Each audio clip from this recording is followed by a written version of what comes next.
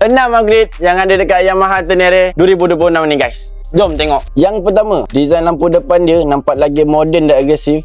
Rekaan baru yang nampak lebih kemas. Yang kedua, cover set dan pilihan warna baru memang nampak lebih fresh. Design masih kekalkan identiti rally Tenere, tapi kali nampak lagi sporty dan rugged. Yang ketiga, footrest dia sekarang lebih besar, lagi selesa untuk tunggang jarak jauh dan lebih stable masa standing position untuk off-road. Yang keempat, motor ni hadir dengan USD fork 43mm fully adjustable tau geng. Rider boleh set up suspension ikut gaya tunggangan sama ada nak comfort ataupun lebih hardcore. Dia juga datang dengan monoshock fully adjustable.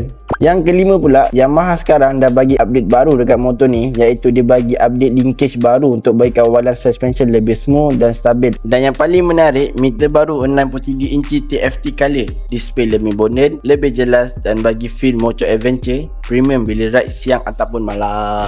So gang, kalau korang berminat dengan Yamaha Tenere 700 2026 ni, boleh isi form sekarang. Kita ready stock, kita free delivery di seluruh Semenanjung Malaysia.